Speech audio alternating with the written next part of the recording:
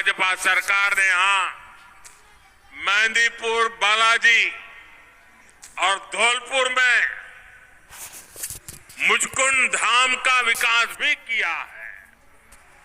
अपने आस्था स्थलों का विकास भी भाजपा सरकार की प्राथमिकताओं में है।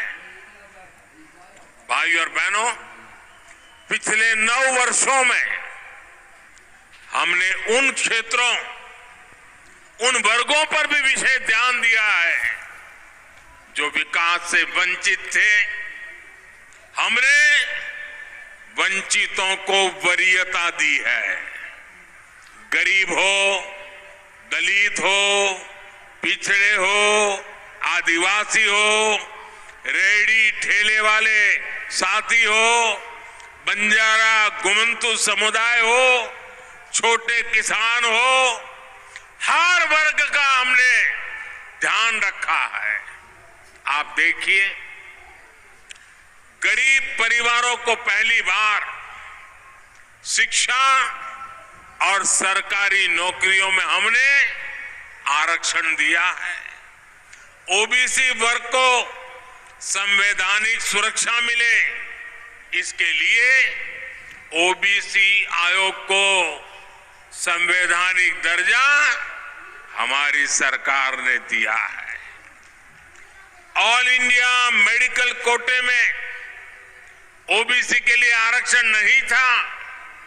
हमने ये भी सुनिश्चित किया, मेडिकल, इंजीनियरिंग, टेक्निकल पढ़ाई सिर्फ अंग्रेजी में होने के कारण गांव, गरीब, दलित, पिछड़े, आदिवासी परिवार के युवा ही पीछे रह जाते थे, वंचित रहते थे। भाषा के कारण उनका भविष्य उजड़ जाता था। हमने डॉक्टरी और इंजीनियरिंग की पढ़ाई स्थानीय भाषा में कराने पर भी बल दिया है और उसके कारण आज गरीब मां भी अपने बच्चों को डॉक्टर, इंजीनियर बनाने के सपने देख सकती है। पहली बार बंजारा समाज, गुमंतु, अर्ध गुमंतु समाज के विकास और कल्याण के लिए विशेष बोर्ड भी हमारी ही सरकार ने बनाया है। साथियों, इस वर्ष के बजट में तो विश्वकर्मा साथियों के लिए पीएम विश्वकर्मा योजना लेकर आए हैं और यही सबका साथ, सबका विकास की हमारी राष्ट्र नीति है। राजस्थान के बगरू और सांगानेर की ब्लॉक प्रिंटिंग के दस्तकार भाई बहन हो, सुनार हो, लुहार हो, सुथार भाई बहन हो, जूते और मोजड़ी बनाने वाले दस्तकार हो, लाख और चूड़ियां बनाने वाले लखेरा भाई बहन हो, मणि, थनी और पिछवाई से जुड़ी चित्रकारी करने वाले चित्रकार भाई बहन हो, कोटा डोरिया की साड़ी बनाने वाले बुनकर हो, टोंके नमदा कला से जुड़े दस्तकार हो, सिकंदरा में मूर्ति कला और इससे जुड़े सैकड़ों मूर्तिकार भाई बहन हो, इन सभी को पीएम विश्वकर्मा योजना से बहुत बड़ा लाभ होने वाला है। साथियों, जब मैं दौसा आता हूं तो एक बार और भी याद आना बहुत स्वाभाविक है और वो बात है आपकी मेहमान नवाजी। मुझे यहाँ के बाजरे की रोटी का स्वाद हमेशा हमेशा याद रहता है। साथियों, अब तक हमारे देश में बाजरा जैसे अन्न को मोटा अनाज कहकर के एक प्रकार से निम्न भाव से देखा जाता था, लेकिन अब ये जो मोटा अनाज कहा जाता है ना, उसको हमने एक नई पहचान दी है। अब हम मोटा अनाज के लिए हिंदुस्तान भर के इन उत्पादों के लिए नया नामकरण किया है। अब ये अन्न श्री अन्न से जाना जाएगा। आगे से हम दुनिया के बाजार पहुंचना चाहते थे। हमारे छोटे किसान जो मेहनत करके पैदावार करते हैं, कठिन परिस्थितियों में करते हैं, मोटा अनाज पैदा करते हैं, अब दुनिया के बाजार में वो श्री अन्न के नाम से दुनिया में पहुंचेगा। राजस्थान के श्री अन्न बाजरा, श्री अन्न ज्वार, ये तो सब जानते ही है। राजस्थान के ही दक्षिण जिलों का श्री अन्न सांवा, श्री अन्न कंगनी, श्री अन्न कोदो, श्री अन्न कुटकी भी, उनका स्वाद भी कुछ कम नहीं होता है और पौष्टिक भी होते हैं और दैनिक खान पान का हिस्सा भी होते हैं। इस श्री अन्न को देश विदेश में मार्केट मिले, किसानों को अधिक प्रोत्साहन मिले, छोटे किसानों को लाभ हो, इसके लिए अनेक कदम इस साल के बजट में उठाए गए हैं। इसका सीधा लाभ राजस्थान के सूखा प्रभावित मेरे छोटे छोटे किसानों को मिलने वाला है।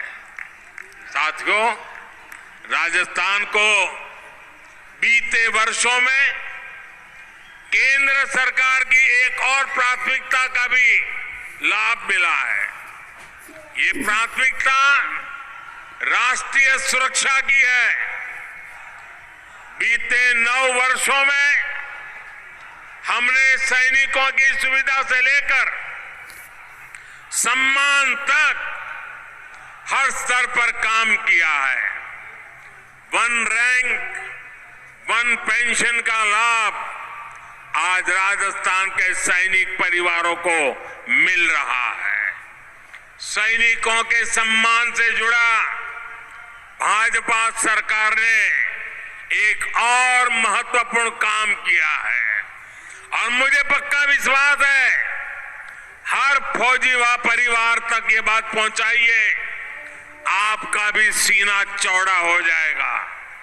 हाल में ही हमने, आपको मालूम है, हिमालय की सबसे ऊंची चोटी है, उसको एवरेस्ट कहा जाता है, क्योंकि एवरेस्ट नाम के एक व्यक्ति का नाम उससे जुड़ा हुआ है।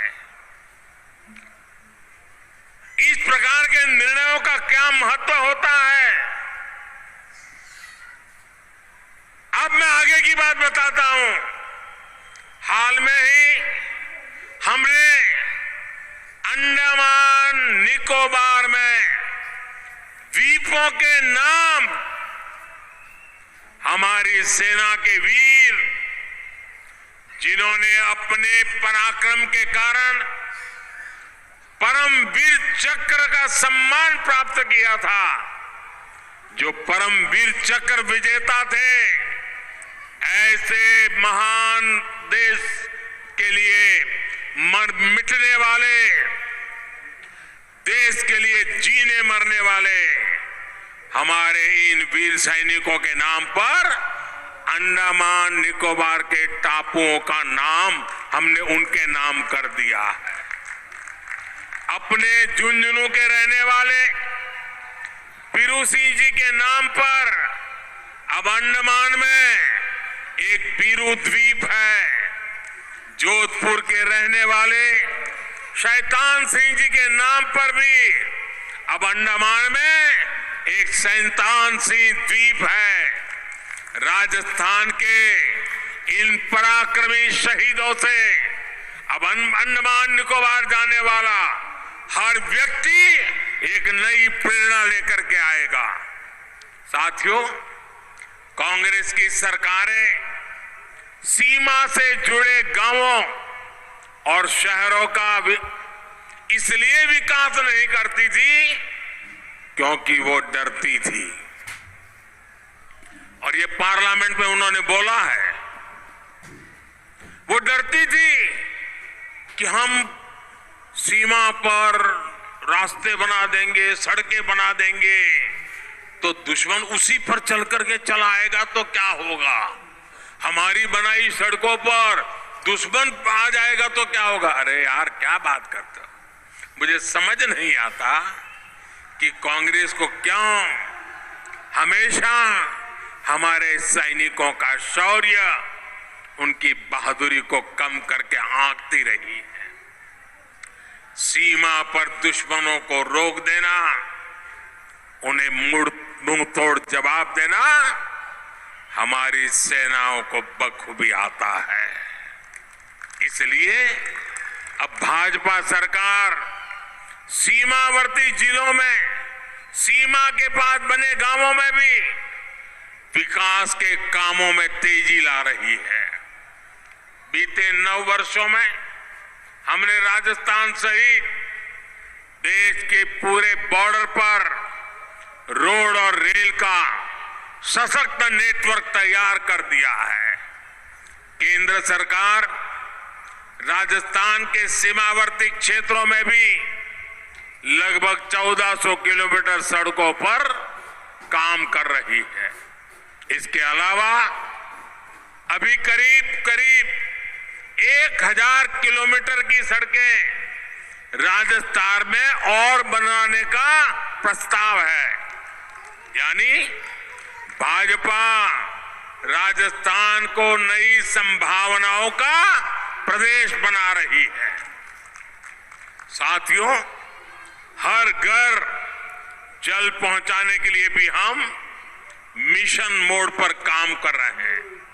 साल 2019 में हमने जल जीवन मिशन शुरू किया और सिर्फ 3.5 वर्षों में ही 8 करोड़ नए कनेक्शन दिए हैं, नए परिवारों को सुविधा दी है।